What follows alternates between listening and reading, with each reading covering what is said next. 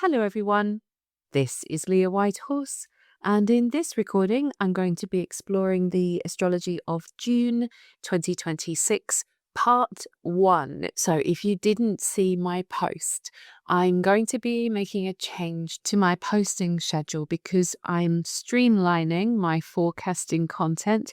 So this gives me some time to work on my books and also my courses, things I've been trying to get to for years, but I just haven't had the time because creating a daily post, a weekly post, a monthly post, and also lunation posts, and then other posts on top of that, it's extraordinarily time intensive. So this is why I'm streamlining everything, and also because I want to create some more in-depth content for you as well. So I have lots of different things I'm going to be doing going forwards, but just so you know, the monthly forecast is being split into 2. So you have a video every 2 weeks instead of once a month. And that's where we'll explore the astrology of the times, what's coming up.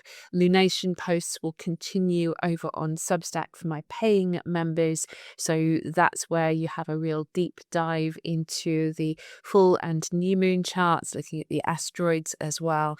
And my daily posts, which is where I know a lot of you follow me and have found me, those will continue as well. So as usual, all the links for where you can find me on the internet, including my websites, those are all listed below. So let's get to this first part of June. June is ramping things up.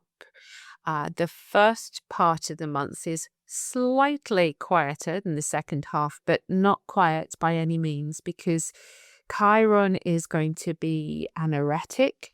So this is important to note. Chiron is actually changing signs this month. We're going to talk about that in the second part of June. But for the first half of the month, right up until the 19th of June, Chiron will sit on the final degree of Aries. So this is a critical point. And of course, Aries is hot and fiery and fast and wants to get everything done immediately. We've had a lot of conversation about conflict, whilst we had the huge stellium of planets in Aries, and of course, Saturn meeting Neptune in Aries, which has seeded everything. And so now we get this feeling that there is some kind of critical situation that is connected to how can we heal this conflict? How can we heal this anger? It could be talking about where we feel acutely aware of our wounds, because Aries loves to feel strong. It's ruled by Mars. So we've got some kind of strong sense that I've got to do something now or never to fix this situation. It feels incredibly urgent. I need to fix this, heal this, remedy this. I've got to make this happen. And Chiron has the ability to bring together different factions, very different parts. Think of Chiron. He is half man, half horse. So he can bring things together in really curious ways that we don't always expect. But also sometimes in shadow, of course, it can create a wound that is not healable. And Chiron himself endured that for his lifetime. So we know there's something urgent that needs fixing, and it's connected in some way to conflict in the wider world. And in our own charts, it might be connected also to conflict, or it's connected to the idea of an extreme need for independence, to go one's own way, to fix a very personal problem, to be able to go after what we want, for confidence, for just energy levels. So Chiron is working in this way for all of us, because he's saying, look, I have been in Aries for ages. Chiron actually spends longer in Aries than it does in any other sign. So our Aries house has been undergoing a lot of I want to say renovations, healing, obviously, whilst Chiron has been here since 2018. So have a look back and think about all the changes, all the healing, what has been fixed in this part of your life, what still needs remedying, what still hurts, where have you been hurt here, what has happened in this part of your life, in your Aries house or houses, depending on your house system. What has been happening here? Can you see the difference between now and April 2018, which is when Chiron first started to move into this part of your chart? And hopefully we'll know ourselves a lot better as Chiron starts to leave this sign. So an acute and urgent need to heal or fix something is going to color the entire first half of June. We also will have Mercury changing signs, Venus changing signs, and also Uranus and Ceres will be in a conversation with the nodes. So we also have a lot of karmic story coming in as we go into the first part of June. We begin on the 1st of June with Mercury entering Cancer. And this is actually going to be a long transit because we're going to have a retrograde.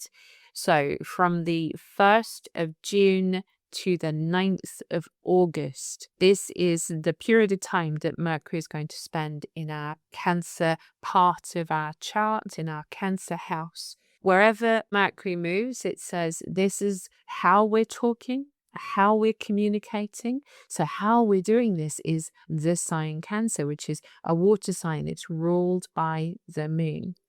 And so our emotions, our feelings, what happened in the past is often informing us of how we conceive of the world, how we see things, how we talk about things, how we come up with ideas, what we are communicating, what we're thinking about. So we might be thinking about the past because Cancer is home and family and roots and belonging and the need to feel like we're connected, to feel the connection. Mercury connects. It brings thoughts together, ideas together, people together. That is Mercury's job. It rules Gemini, the twins. It's always seeking ways to connect. In the sign of Cancer, it's doing it through emotional connection. So how we communicate becomes more emotional. We might be more inclined to talk about our feelings with Mercury going into Cancer. But I do want to just flag up that there will be a square between Mercury and Neptune. Of course, Mercury will square Saturn as well as it goes through this transit. So the square to Neptune is confusing conversations, muddled miscommunications, mishearing things, not really being sure what's being said, maybe because there are so many feelings coming up, or we're just losing the points in our conversation or how we're thinking. So there's a lot of meandering going on here that's probably rooted in past situations. And the square to Saturn might then make us feel a little like we're not being heard. And whenever we feel like we're not being heard, the Cancer urge is to just regress, to shut down. Sometimes we can get sulky behavior with Cancer, or simply this idea of retreating and not wanting to talk anymore. So we just have to watch this tendency whilst Mercury moves through Cancer. But otherwise, once it gets past those squares, hopefully we might start to feel a little more communicative, and those conversations are soft and sensitive and nourishing. And this conversation is echoed by Ceres, because Ceres is now in Gemini. It's in Mercury's sign. And Ceres is going to square the nodes. This is on the 5th of June. But as you can see from the chart, Ceres is sitting very closely with Uranus. So basically it's activating Uranus square to the nodes that happens on the 12th of June. So they are both sitting together strongly on this second degree of Gemini and squaring the nodal axis. So Ceres in Gemini is nurturing connections, conversations. It's trying to show us that we care, that we're cherished by how we communicate with one another. But the squares to the nodes represent some kind of missed step. There is some kind of tension here, a sticking point.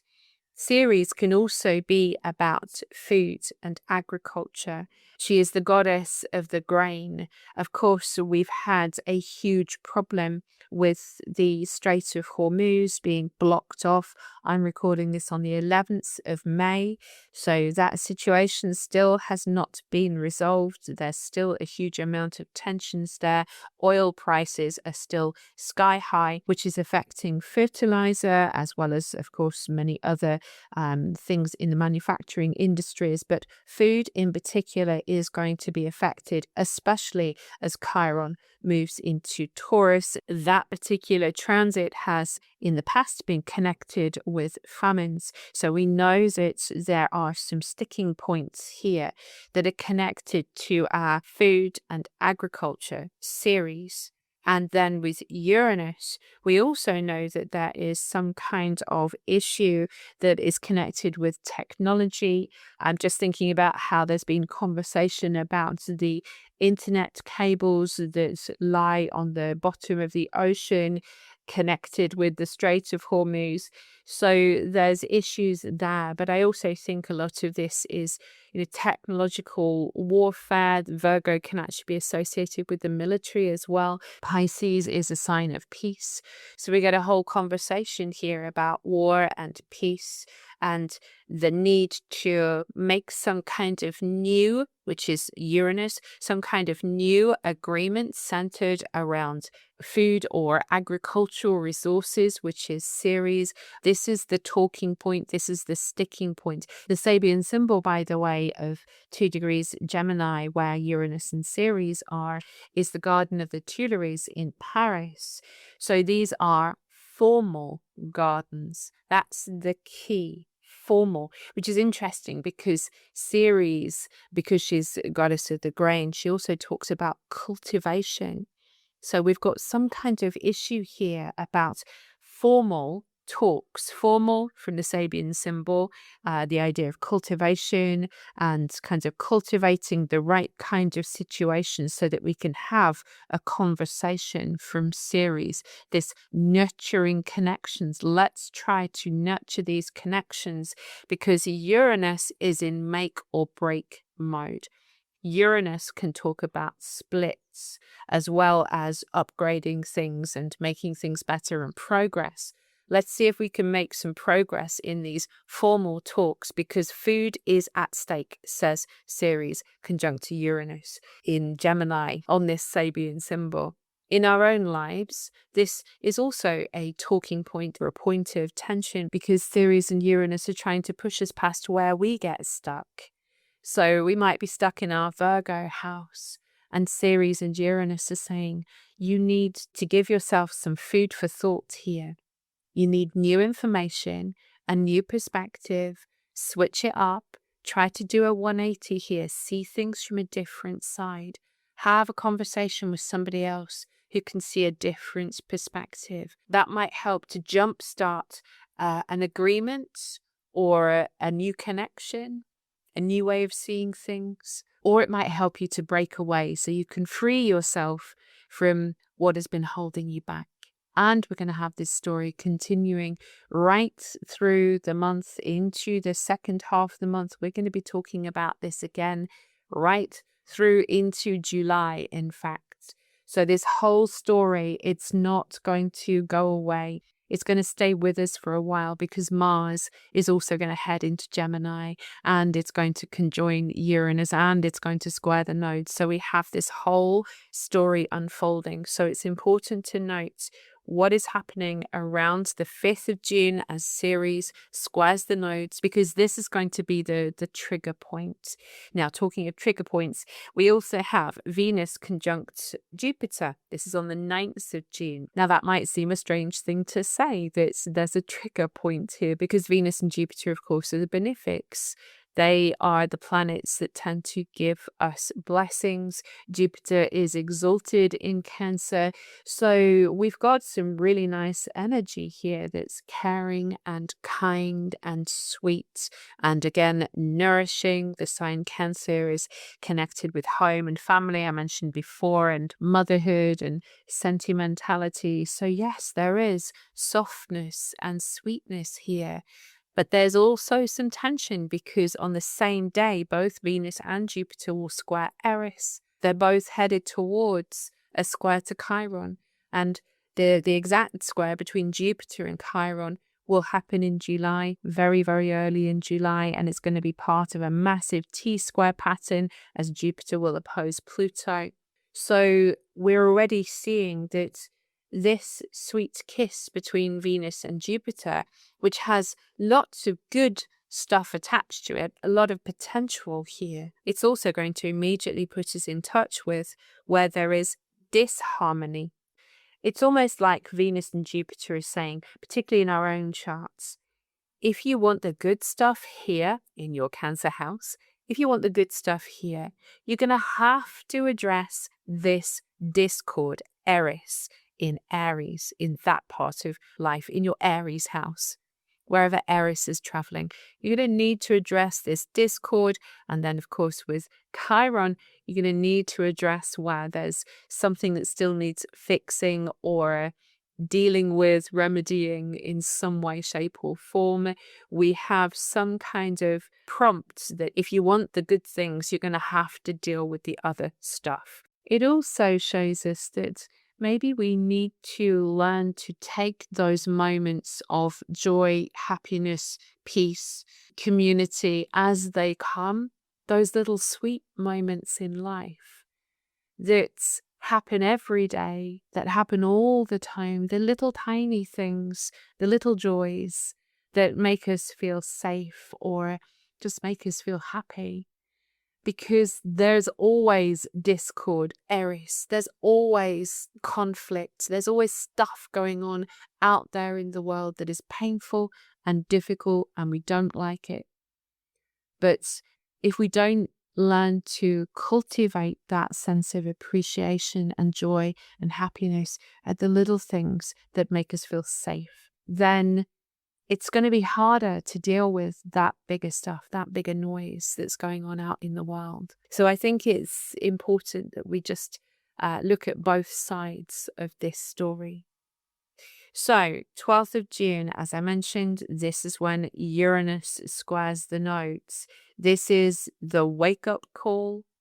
It could literally be a call, because Gemini is associated with all forms of communications, including phone calls. So we might have a literal phone call, or it might just be symbolic. Here is a wake-up call, some kind of connection, some kind of new thought, new information is coming through that is shaking us free.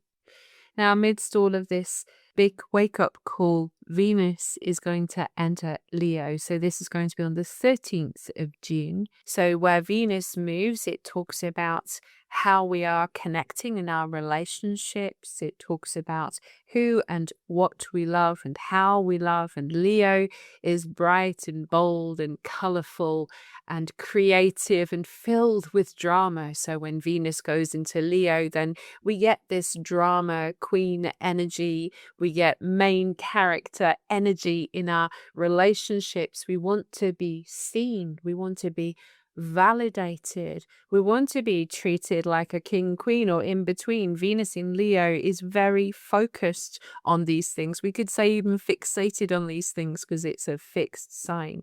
Positively, it is a romantic placement. It likes to be generous.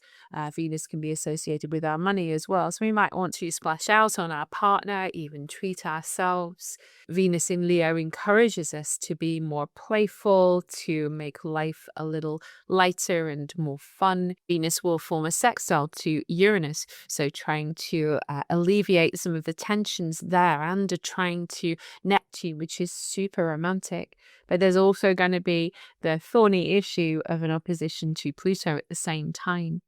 So there's a slightly more obsessive quality to this movement of Venus going into Leo, particularly at the beginning part of this transit. Once it gets past these conversations with the outer planets, then it'll hopefully dial down to being something a little more playful. But Venus in Leo generally is that time when we want to be seen and heard. And if we don't feel seen or heard in our relationships, that is when the drama can start, because Venus trine to Neptune is really in touch with the ideal relationship, the ideal that has been shown to us in all the movies.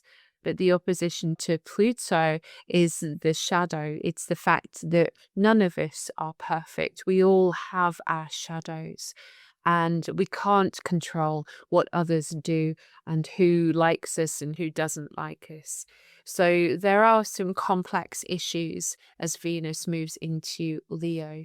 Mercury is also going to move into the shadow zone today, so I'm just going to flag that up. It just means that we're starting to move into the territory where Mercury will revisit as it goes into its retrograde motion. So we're going to have to come back this way, says Mercury. Wherever Mercury is moving in your chart, in the sign of Cancer, 16 degrees of Cancer, Mercury is coming back this way. So you're going to come back to the conversations, the thoughts, the information, the communication. Just keep that in mind. The final aspect of this period is going to be the new moon in Gemini. This takes place on the 15th of June, and the new moon will be at 24 degrees and 3 minutes of the sign Gemini. And as I mentioned at the beginning of this recording, I will be doing a deep dive into this lunation chart over on my Substack, where we'll look at all the aspects and the Sabian symbol, the asteroids, so we have a really good understanding of what this lunation means. But generally speaking, this is the time of year when we get a reset, a cosmic reset in our Gemini house. As the moon and sun comes together, we have a new beginning that is asking us to explore maybe a new mindset, a new way of communicating, a new idea, a new connection. So it's inviting us to be curious, to entertain your curiosity about life. There's something here to learn, says the new moon in Gemini. Generally speaking, for the collective, Gemini themes are associated with, again, communication and information. It's speaking about our social connectivity, its neighbors and neighborhoods, transport and transportation, how we're getting information and communication to and from one another. It's education systems, learning, schools, and it also just might be big conversations, a big conversation that we're having collectively. What are we talking about? We might be talking about Uranus square to the nodes. We might be talking about tech bros, for example.